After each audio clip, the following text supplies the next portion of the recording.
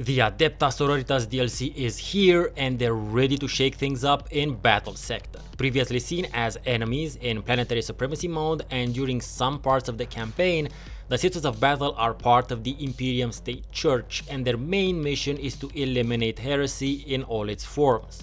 So what sets them apart in Battlesector? This faction has some serious skills when it comes to buffs, they dominate in melee combat, and when they take a hit, they gain even more power thanks to the momentum mechanic. Let's break these features down one by one. To unlock the full potential of these badass ladies, it's all down to utilizing those buffs, especially from the hero units. While I haven't really noticed any massive discrepancies in hitting percentages when compared to the other factions, the amount of vanilla range damage they can dish out is just okay.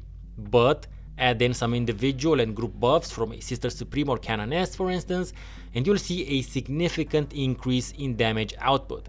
This can make all the difference between just scratching the surface or taking down an enemy unit for good. Their melee units are a force to be reckoned with. Even the lower tier ones can wreak havoc on the battlefield when used correctly and buffed up. Don't get me wrong, the Battle Space NUNS still do a great job from range, but in close combat they're unstoppable, with many units having a melee attack that's the most powerful move in their arsenal. And when facing units with fewer models or single models like the hero units, melee is the way to go since it often has the highest armor penetration. I mean, these crazy zealots can take down a hive tyrant quite easily. The Sisters of Battle gain momentum when they inflict damage and defeat an enemy unit, much like all the other factions in the game. However, their particular momentum generating mechanic has to do with them taking damage. And this makes for an interesting sort of approach to playing with them, because normally you will want to avoid your troops getting hit by the enemy since taking damage is generally seen as a bad time. But not so with the masochistic space battle nuns of the far future. And this ability is linked to the in-world lore, because the Sisters of Battle are unquestionably devout to the Emperor, their days being divided between martial training and prayer. They see their pain and punishment as a form of cleansing, something that fills them with more fervor and belief in the Emperor. They are, for the lack of a better word, religious fanatics. Highly trained and disciplined religious fanatics, but fanatics still the same. And this approach to their service to the Emperor is on full display in the DLC, since you have both Sisters Repentia and Penitent Engines as units. The Sisters Repentia are Sisters of Battle who did not uphold the Sisterhood's codes, and they get stripped of their power armor and weapons and made to atone by going into battle wearing only rags and a chain sword known as an Eviscerator. Some sisters are so fervent in their belief that they will basically volunteer for this role. As opposed to the Space Marines, the Sisters of Battle aren't genetically enhanced in any way. They are trained to the heights of human capabilities, sure, and have access to better armor and gear than the Astra Militarum, let's say, but they don't get years worth of implants and chemical interventions done to them. So an armorless Sister of Battle is basically as exposed as any other non-enhanced human would be in the setting. The one thing that allows them to do what they do is their belief in the God Emperor of mankind and in the support of their sisters. The Penitent Engines are a level above that of the Sisters Repentia.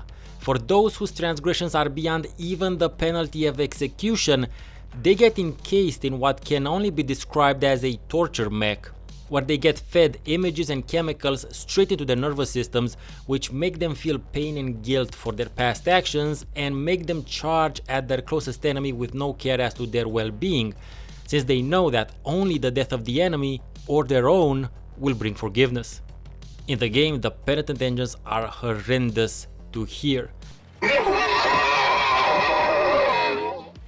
I have to say, their flamer weapons are extremely useful because they cover 2 squares, and their melee abilities are likewise not bad either. The enemy AI seems to understand their importance and will usually focus down the Penitent Engines. If a fight lasts longer, it becomes increasingly likely that more of your battle sisters will gain access to their momentum buffs. When your Space Nuns survive long enough to gain momentum abilities, they can deal a lot of bonus damage. Getting an extra attack from a unit is a huge advantage for your team, so it's even more so when 2 or 3 units get an extra attack on the same turn. The Sororitas upgrade trees are ginormous, making them different from those of either the Blood Angels or Necrons because they're not hero unit centric. A lot of the units will only become available through the tech tree, and this offers the faction a lot of replayability since you can choose to focus on different units and their upgrades in different playthroughs. For instance, I completely ignored the vehicle branch of the upgrade tree in this game of Planetary Supremacy, simply because I don't really enjoy playing with vehicles. Likewise, I did not really invest in the Seraphim unit either, because I didn't really like their survivability.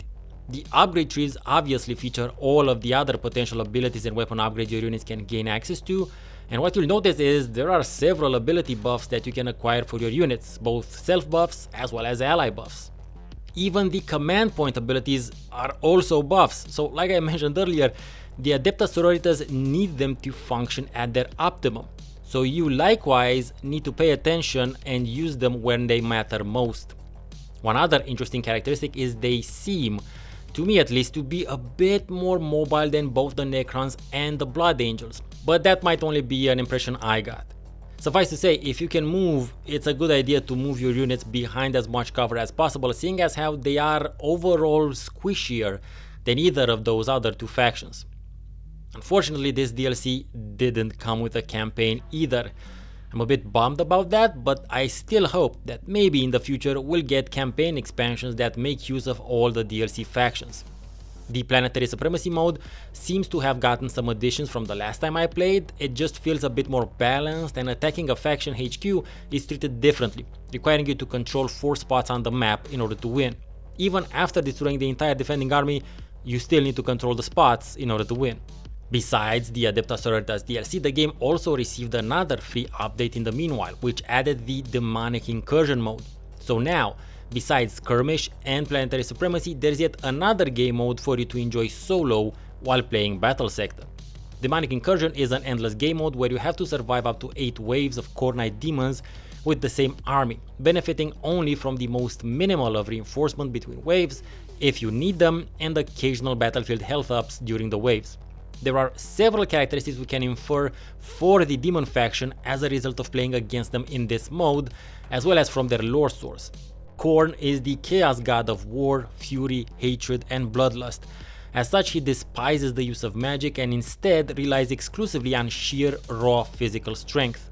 As a result, the Core Knight demons have very few ranged units, instead focusing heavily on melee and charging.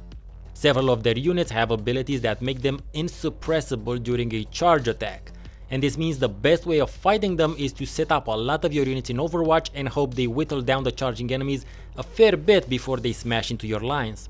The Necrons may be the best faction to play as in this game mode, since they regenerate a bit of their health every turn, they are very ranged weapon focused, you can generate warrior units on the battlefield with your Overlord, as well as getting the Scarab drops from the one command point ability.